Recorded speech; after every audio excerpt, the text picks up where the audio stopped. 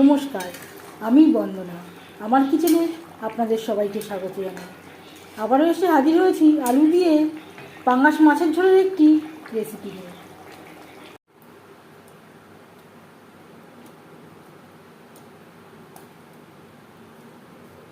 আলু দিয়ে পাঙাশ মাছের ঝোল রান্না করতে এখানে আমি নিয়েছি একটা ছোট সাইজের পাঙাশ মাছ। 6 পিস মাছ হয়েছে, আর রয়েছে মাথা আমি চিড়ে নিয়েছি। মাছ কেটে পরিষ্কার করে ধুয়ে নিয়েছি। দিয়ে দিলাম হলুদের গুঁড়ো, আর লাগছে স্বাদ মতো লবণ।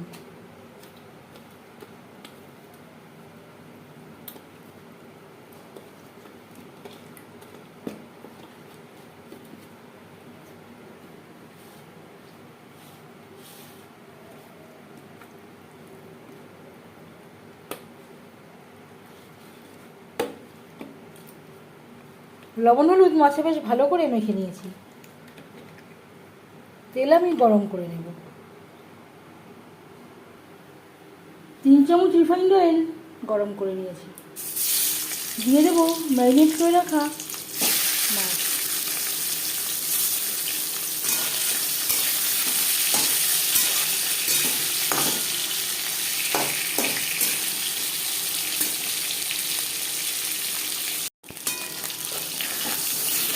একটা সাইড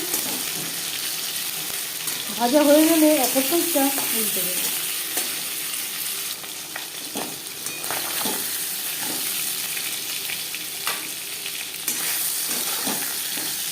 প্রথম ব্যাচে মাছ ভাজা হয়ে গেছে, একটা পাত্রে উঠিয়ে দেবো।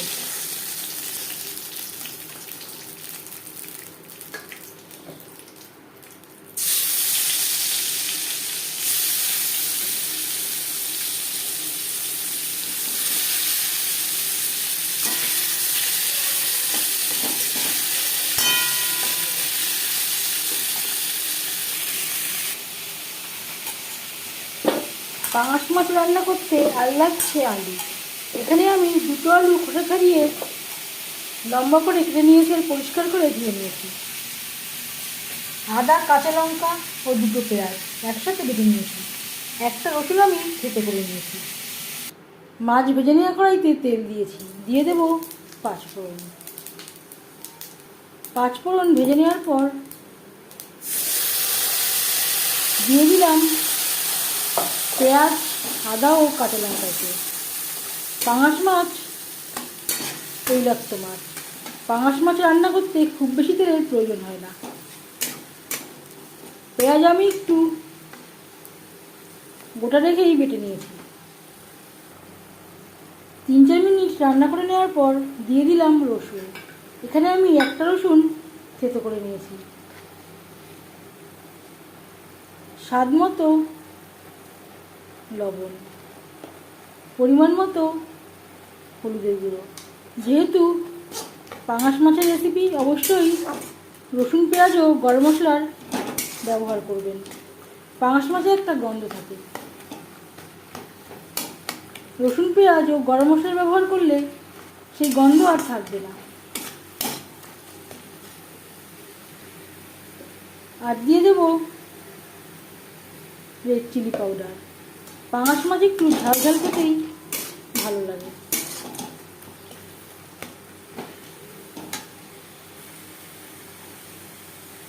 আর দিয়ে দেবো আলু। মশলার সাথে আলু বেশ ভালো করে মিক্স করে দেবো।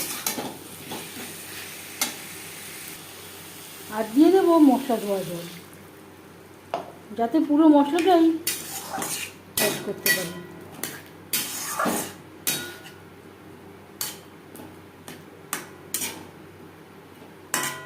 মিডিয়াম ফ্লেমে আরও 4-5 মিনিট রান্না করব। আরও 4-5 মিনিট রান্না করে নিয়েছি। এবার দিয়ে দেব জল কতটা অ্যাড করবেন সেটা সম্পূর্ণ নির্ভর করছে আপনার উপর। যেহেতু পাঙাশ মাছের ঝোল একেবারে পাতলা ভালো লাগবে না, এখানে আমি একটু গা মাখা মাখা ঝোল রাখবো। আলু সেদ্ধ হওয়া পর্যন্ত অপেক্ষা করব। গ্রেভির সাথে আলু বেশ ভালো করে সুসিদ্ধ হয়ে গেছে। দিয়ে দেব ভেজে রাখা মাছ। গ্রেভির সাথে মাছ আরও 4-5 মিনিট রান্না করব। 4-5 মিনিট রান্না করে নেওয়ার পর দিয়ে দেব 1 চামচের একটু কম গরম মশলা পাউডার। এই পর্যায়ে আপনারা চাইলে গরম মশলার সাথে ধনেপাতাও অ্যাড করতে পারেন। ধনেপাতা বেশ গরম মশলা পাউডার গ্রেভির সাথে মিক্সড করে দেওয়ার পর গ্যাসের ফ্লেমটা বন্ধ করে দেব। 10 মিনিট ঢেকে স্ট্যান্ডিং টাইমে রাখবো। আলু দিয়ে পাঙাশ মাছের ঝোলের রেসিপিটি কেমন লাগলো অবশ্যই জানাবেন কমেন্টের মাধ্যমে। যদি এই রেসিপিটি ভালো লেগে থাকে লাইক করবেন, শেয়ার করবেন, সাবস্ক্রাইব করবেন আমার চ্যানেলটিকে। বেল আইকনটা প্রেস করে দেবেন। যখন আমি নতুন ভিডিও আপলোড করব তার নোটিফিকেশান সবার আগে আপনার কাছে পৌঁছে যাবে।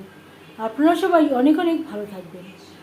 এই ভিডিওটি দেখার জন্য ধন্যবাদ।